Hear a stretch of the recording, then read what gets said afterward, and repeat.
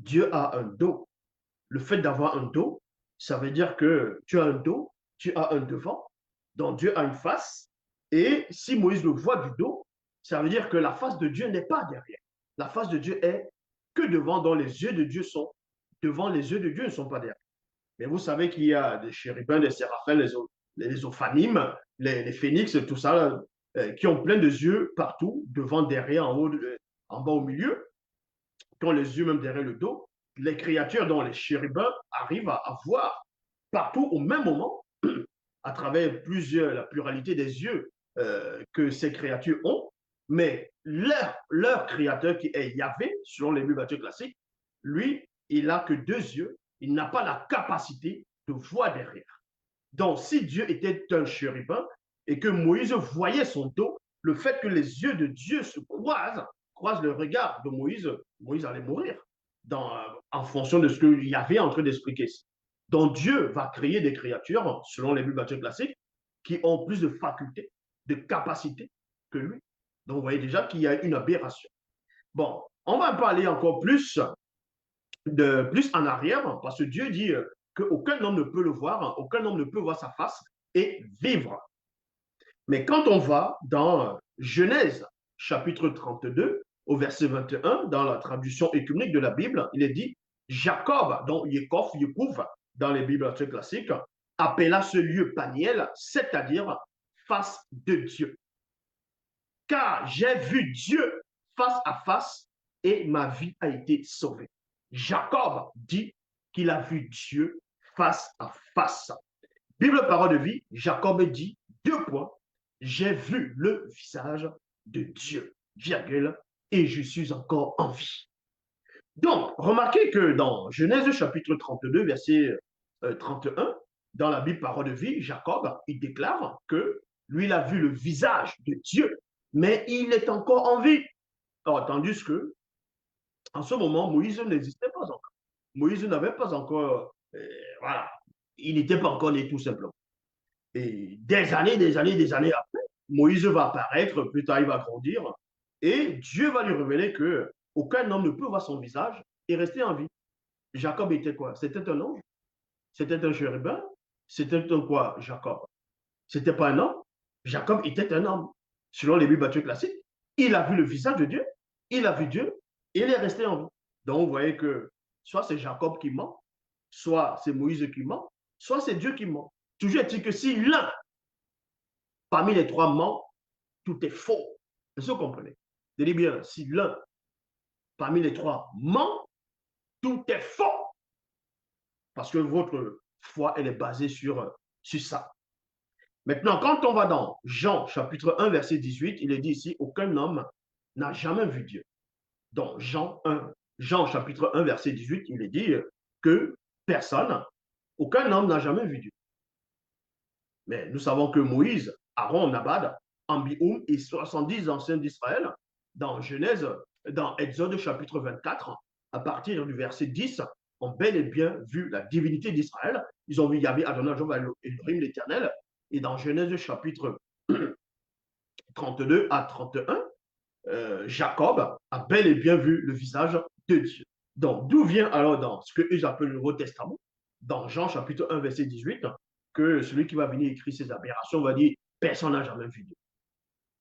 Dans Jean chapitre 6, verset 46, là maintenant c'est Jésus qui va parler parce que Dieu, Yahvé, qui est censé être le Père de Yahushua, donc de Jésus, déclare que personne ne peut le voir, donc aucun homme ne peut voir son visage, sa face est restée en vie. Moïse a vu, Aaron a vu, Nabab, Ambéon et 70 anciens d'Israël, y compris Jacob avant, ils ont vu le visage de Dieu. Maintenant, Jésus va venir à son tour aussi confirmer ce que son Père a dit. Et on va aussi voir que Jésus lui-même, c'est un menteur. Pourquoi? Parce que dans Jean chapitre 6, verset 46, Bible parole de vie, c'est Jésus qui parle. Hein, il dit ici, personne n'a jamais vu le Père, virgule, sauf celui qui vient du Père. Ouais. Celui, lui, il a vu le Père. Donc, il dit que lui, Jésus, que lui, il a vu le Père, que personne n'a vu le Père. Dans notre version, on dit aucun homme n'a vu le visage de Dieu. Mais quand on va dans Actes des Apôtres, chapitre 7, verset 55, il est dit ici, dans Actes des Apôtres, chapitre 7, verset 55. C'est à l'époque de celui qu'on va appeler Étienne, dont on va l'appeler le martyr. En ce moment, au temps d'Étienne, celui qu'on appelle Paul de Tarse n'était pas encore apôtre, on l'appelait encore Saul. Et il respirait encore, voilà, les gens respiraient la crainte, voilà, il effrayait beaucoup de personnes. Il est ici, mais Étienne, rempli du Saint-Esprit, on précise ici qu'il est rempli du Saint-Esprit. Rempli du Saint-Esprit, virgule, et fixa les regards vers le ciel, vit la gloire de Dieu et Jésus debout à la droite de Dieu. Vous n'avez pas besoin de sortir de Saint-Cyr d'Arvada, d'avoir des licences en chimie ou de comprendre que Dieu vous a parlé ou bien vous a pas parlé, que Dieu m'a dit, le Saint-Esprit va venir que. De comprendre tout simplement ici que le fait de dire qu'on a vu la gloire de Dieu et on a vu Jésus à la droite de Dieu, ça veut dire que celui qui témoigne a bel et bien vu Dieu aussi, pour savoir que Jésus est à la droite de Dieu. Comment tu sauras que telle personne, tu vois la personne est à la droite de quelque chose, de quelqu'un, si tu ne vois pas la personne? Comment tu sauras que cette personne est tenue, se tient à la droite de telle personne si cette personne n'est pas là? Tu sauras que sa droite, c'est où si tu ne vois pas la personne? Bon, le fait ici dans Actes des Apôtres, chapitre 7, verset 55, quand Étienne dit qu'il a vu la gloire de Dieu, ça veut dire qu'il a vu la face de Dieu.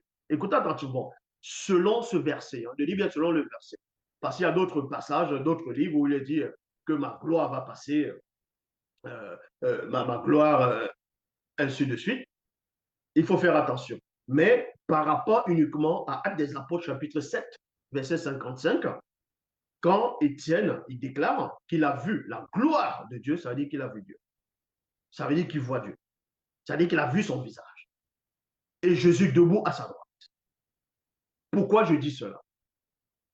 Parce que dans Exode 33, verset 18, Moïse dit, fais-moi voir ta gloire. Il dit à Dieu, fais-moi voir ta gloire. Mais vu que Moïse faisait déjà des miracles de produits, c'était la gloire de Dieu. Mais pourquoi il précise encore dans Exode 33, verset 18, fais-moi voir ta gloire. Et Dieu a compris le langage de Moïse. C'est pour ça qu'après, il va répondre à Moïse, il dit, aucun homme ne peut voir ma face. Donc, aucun homme ne peut voir ma gloire et rester en vie. Or, Étienne, après que Jésus ait confirmé que personne n'a jamais vu Dieu, Étienne a vu Dieu. Traduction, Pierre, Guiguette, il est dit, Moïse ajouta, 2 points, montrez-vous donc vous-même à moi. Ça veut dire quoi? Ça, c'est le français. Tu ne comprends pas le français, tu retournes à l'école où tu vas apprendre B-A, ba. Ça veut dire montrez-vous vous-même à moi, ça dit je veux te voir. Donc, ce que je venais de dire, c'était l'introduction. Maintenant, on va entrer dans le cœur du message.